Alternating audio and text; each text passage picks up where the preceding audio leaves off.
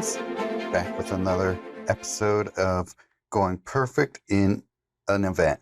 And this is the Legacy event, Terrors in the Shadows. And I'm going to show you how I do this and what strategies you might be able to use if you can adapt to it. So, this event isn't that hard to go perfect in, but for me, I personally think it takes a lot of really good cards to do it. So hopefully this still helps if you don't have some of the cards here. This is my deck I use for it. Honestly, you don't need Omniscience for it, but you know, it helps to get things going as it is supposed to do. One of the best cards in the game, and I do use it for a lot of legacy events, but I think you don't necessarily have to have it. You know, it just helps move things along here. So, this is my deck. We need to summon at least 2 vampires, so that's not that hard. You got Prismatic Bridge in here, which will help bring a vampire into play, but I could even switch this out with my new Kaito. Is it Shizuki? Vanguard, and that will definitely help. So, just for fun, well, I don't know, it's doing that weird thing where you can't, let's see if it lets me. If not, let's not worry about it, but, okay, it's letting me. So, I just got this Vanguard, Kaito Shizuki, and if this support has 7 or more shields, let's ignore that because it actually isn't necessary. When a black or blue creature deals combat damage to your opponent's planeswalker, move the first black or blue creature card from your library to the battlefield under your control. So, any of our creatures will target that. And then Teferi, Hero of Dominaria is also not super important. But I put that one in recently, and I haven't run this deck in a while, so it's been working pretty well. But Prismatic Bridge is obviously good, so I could even take out Teferi and put in Prismatic Bridge, and maybe that will even help. So no, let's leave Teferi in because there's a lot of cards that will help cast it quickly. So alright, this should go well. So pretty high powered deck, I know, but hey, we're trying to go perfect here. You don't get style points in this game. Alright, let's put down... Well, I like to get an early Behold the Beyond out because it will likely help us get a lot of good cards down. So let's see, can I trigger a Cascade? That won't let me cast it this turn. Will this do it? Not quite. I only get +1 on green.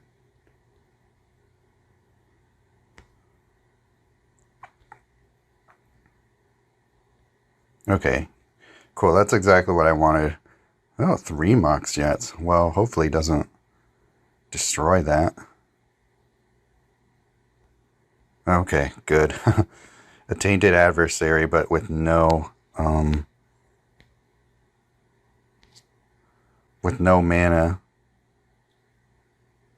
is not a problem at all. I mean, he totally could have. I don't know why the computer decided not to do that. Do I get Olivia down or Omni down? No, let's get Omni down. Okay. There's also that. Mox Jet. I'll get that down. Okay. Well, Greg is just being really stupid in this. So that will help.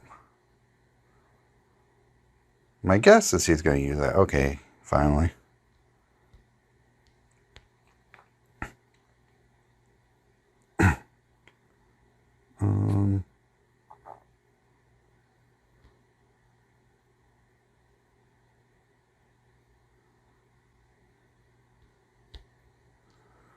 Okay, well, this might get a little funky because Keeps destroying all my creatures, so...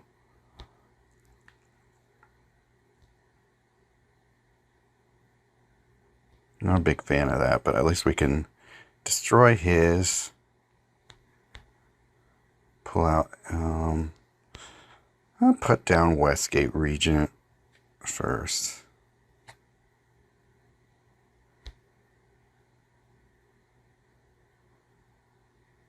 Oh, he stole a dude. Interesting. Okay. Well, at least I got a Ruinous.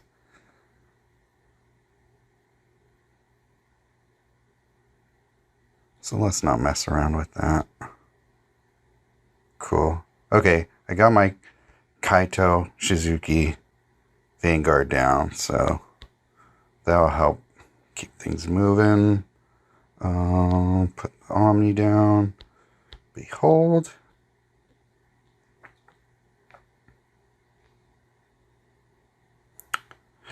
I like that they give you a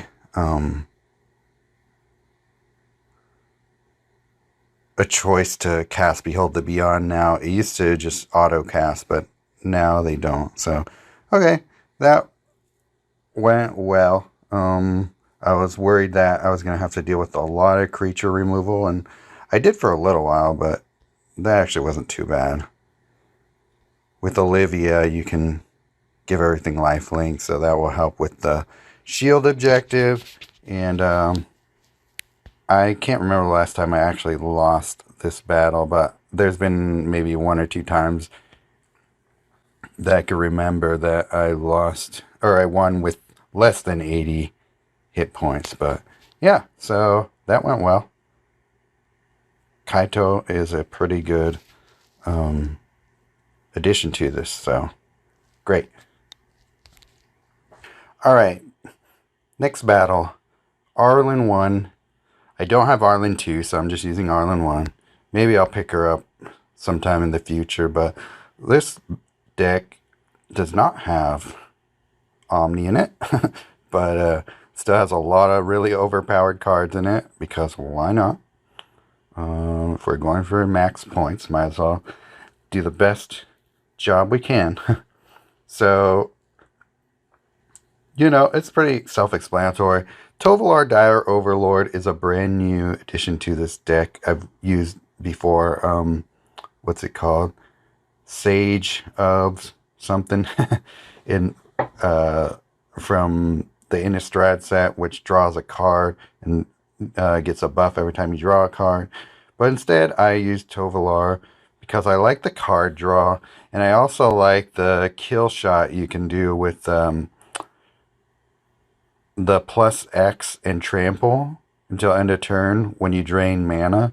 So that's a great way to end the game quickly as soon as you get your objectives hit. So far, it's been well, but having 2 or few creatures you control destroyed or exiled during a fight can be a crapshoot. So let's see how it goes. Okay, we got a 5 match there. Got a Ricksmithus and Ulrich ready to go. So this should help. A Ricksmithus is really good for generating loyalty, because even if it's an off-color match, you still get a lot of gem conversion out of it without even having to worry about your own self-generated swap. So get Tovolar, and we've already hit objective 1. And the card draw with a little bit of mana to it is nice.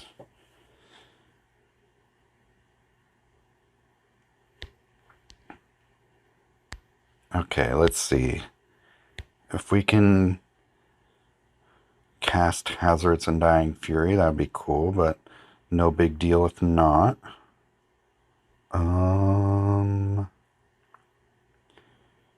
If I make this blue match, he's gonna swap it, and he's gonna swap red and take it away from me, so I'll just wait. Yeah, why not? Let's drain. Who cares? We get all that card draw. So we got another Rishgar's Expertise, which for my money is the best card in the game, because for 5 mana, a lot of times you get to cast just about your entire hand half the time. So that is pretty amazing.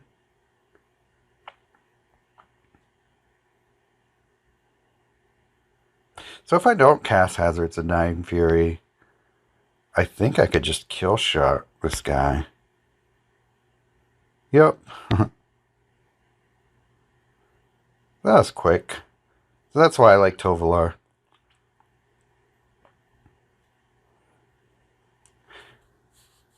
So no creatures gone, and I summoned my 3 werewolves. Easy. Alright, and our final battle here is going to be with my modified Omni Pacifist deck. I took out Velomachus for Wildfire Eternal because it's a zombie, and if I get it set up right, I can either, if it's the last card in my hand after, or if I have a spell I want to cast and I wasn't able to in that turn, if I have Wildfire Eternal down on the board, it will fill it up with mana so I can cast it next turn. So it's kind of a pseudo Velomachus anyway. So yeah, it's nice when I have like a Deploy or a Whir of Invention or even Alchemist Gambit as the first thing in my hand, which is always great. So this is my pacifist deck because it's meant to win without touching any of the other creatures on the board. So let's see how it goes, if it will let me do that this time.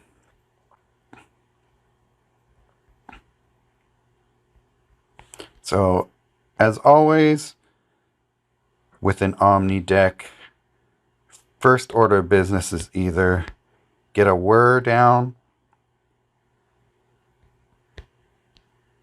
so it can fetch an Omniscience and put it on the board. But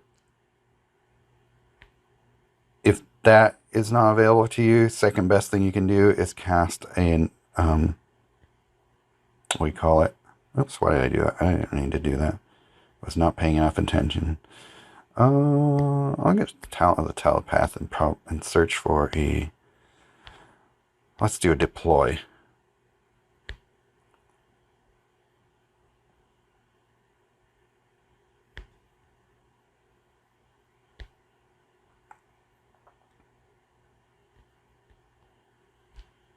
So if I don't cast the Deploy on this turn, okay, there we go. Well, let's see. If I get one more Wildfire Eternal on the board, okay. Summon has been fulfilled. So yeah, second, if I can't get a Whir of Invention on the battlefield or cast on my turn, second best thing is getting an Idyllic Tutor, which I then can fetch an Omni and fill it with half mana, and then we're off to the races.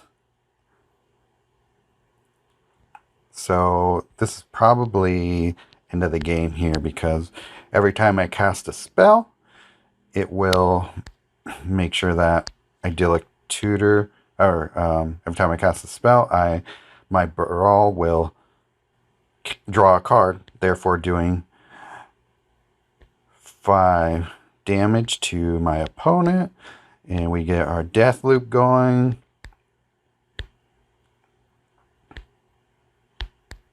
Just keep fetching Whirs of Invention. And I'll just fetch a Deploy. Oops, I kind of played that wrong, but I shouldn't have cast that Talent of the Telepath.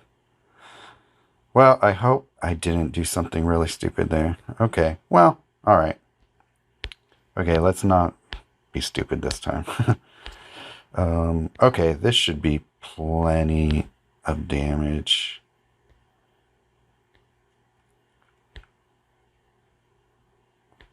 We can cast Talent this time.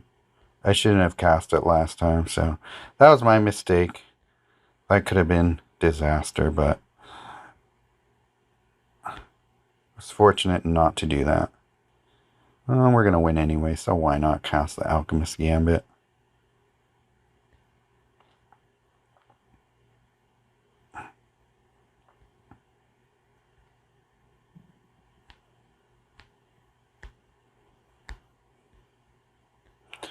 So I won one turn later than I should have, and that was my bad. I wasn't paying enough attention to what was happening there. But yeah, there you go. That's how I do it. Pretty easy, but yeah, you do need a really strong legacy collection. And since I've been playing since, I don't know, 6 months after this game first released, I was in a good position there to do it. Or maybe a little bit later, but yeah, there we go. First place, rank 1, company with 2 others, and yeah, so that's, what are my, I get a bonus rare card, an SOI booster pack, and 20 jewels, so not great payout, but it's an easy enough event to go perfect in for me, so hope that helps you, and I'll see you in the next video.